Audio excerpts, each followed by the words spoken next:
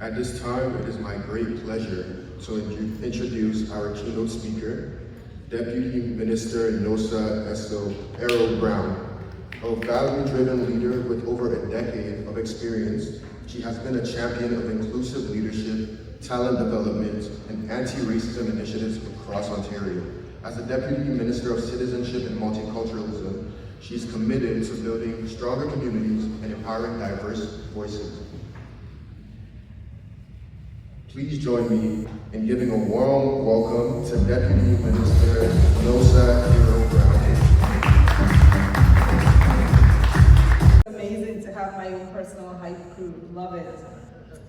So, good afternoon. I appreciate the warm welcome.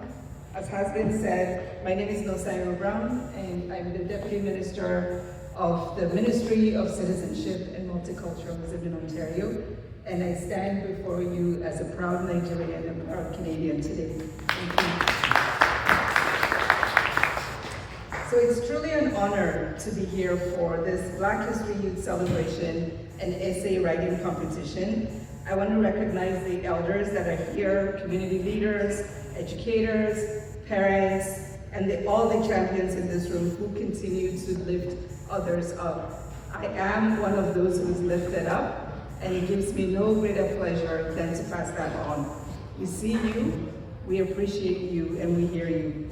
But let me be clear about something today. The most important people in this room are young people. This is your moment, your voice, your ideas, your leadership. You're not just part of the future, as we heard from the awesome Lady Adetiba. Writing asks something of you. It asks you to slow down. It is way different than scrolling. It asks you to think clearly, to name what has shaped you, your story, your culture, your identity. And in doing that, something very powerful happens. Your words become a bridge between your experience and someone else's understanding. In my work at the ministry, I see this every day. We write policies, we develop programs, but the real change often begins earlier when someone is willing to say, this is who I am, this is how I see the world, and this is what needs to change. That's what these essays do. They remind us that leadership doesn't wait.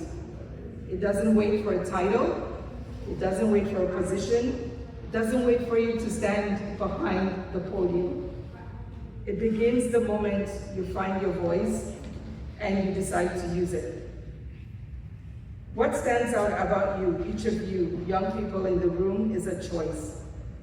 At the time when distraction is so constant, when attention is pulled in every direction, you choose to pause. You could be watching the FIFA games right now, but you chose to pause. You chose to think, you chose to write, you chose to be here. And that choice says something powerful about who you are.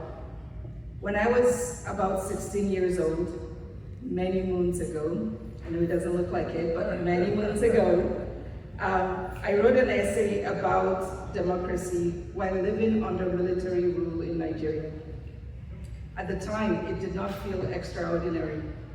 It felt like curiosity, it felt like asking questions, it felt like doing what my mom and my teachers asked me to do. I was simply trying to win first place in an essay writing competition.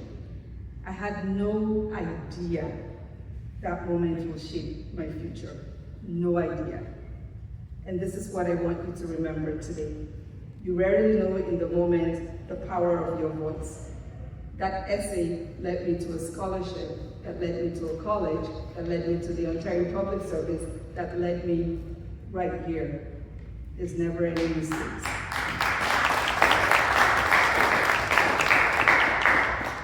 You rarely know how one act of reflection, one moment of courage, one decision to engage can change your path, but it can.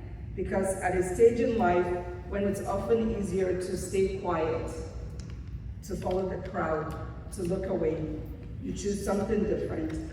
You chose to engage and to participate and to lead. And that, my friends, is where leadership begins.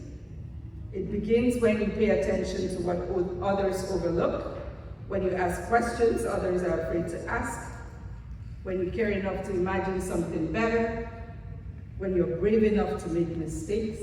I make mistakes every single day, but you get up and you carry on. That is leadership. And your voice matters. It matters because it shapes our communities, our families, our institutions, our countries, both here and wherever your country of origin is. For young people in this room, I tell you that your lived experiences, your perspectives, your imagination are not just valuable, they're necessary. They're necessary in the public service that I work in every day, and I'm always so thrilled to hear from young people around the table. Because Canada's future will not be built by a few, Ontario's future will not be built by a few, it will be built by many of us who are here. Young people who do not just wait for opportunity, but who create it. You heard about creating our own tables and bringing the chairs. That's what this is about. Those who expand and who share and who are consistent with that. And today we're witnessing exactly that. If finding your voice is where leadership begins, storytelling is how it carries. My mom is a storyteller and a teacher. And she always found a way to use a proverb or a story for you to be able to listen and understand. So stories didn't start with us.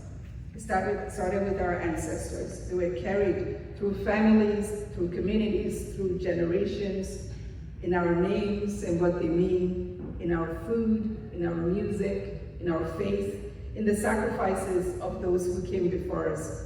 And over time, they have shaped how we see ourselves, not as limited, but as very powerful. And as an African proverb reminds us, until the lion tells its story, the tale of the hunt will always glorify the hunter.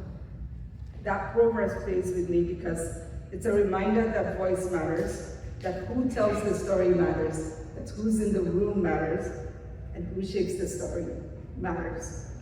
And tonight, every time you choose to write, to speak, to dance, to shake somebody's hand, to introduce yourself, you are claiming that power. It's not always an easy thing.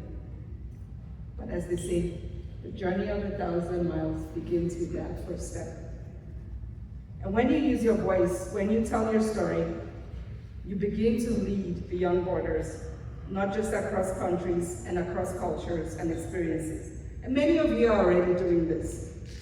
It's not a big thing. It's the little things that you do. You're already doing it. You're already leading in your families. And many of you code switch. You're different at home than in your school or at work. You may sound different. And this is not a weakness, it's a strength. It means you're adaptable. It allows you to connect, to understand, and to lead in ways that matter. So be confident in that. Be confident in who you are. I'm just as comfortable in the boardrooms with my fellow deputy ministers, others around the table, talking about policy, as I am dancing with my family to my favorite Afrobeat jam. That's who I am, and I embrace both. In closing, I want to thank the Council once again for the invitation and for the work you do to continue to uplift youth, professionals, and their families. To parents, families, educators, mentors, and community leaders here today, thank you so much for the encouragement that you provide. Thank you for what you do. To the organizers and the volunteers, thank you for creating a space where youth excellence and cultural heritage can be celebrated together. To the essay finalists, congratulations. You should be proud of what you have done. You wrote well, but you also chose to engage and to put your voice forward. That is something I honor. That is something to honor.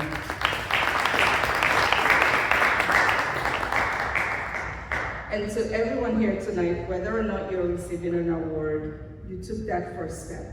So keep using your voice. Your voice, your story, your perspective have value. Continue to seek those mentors, continue to learn from your elders, and stay rooted in your values. And when you enter new spaces, do not assume you have to leave pieces of yourself outside of the room. You do not have to do that. There's a place for you in public service, there's a place for you in community leadership, in business, in education, and in every space where decisions are made. I look forward to seeing and hearing the impact you have today in the years to come, because once again, you're not part of the future. You're not just part of the future, you are already shaping it. And on behalf of the government of Ontario, thank you for allowing me to be part of this celebration. Eshe Gani, merci beaucoup, miigwech.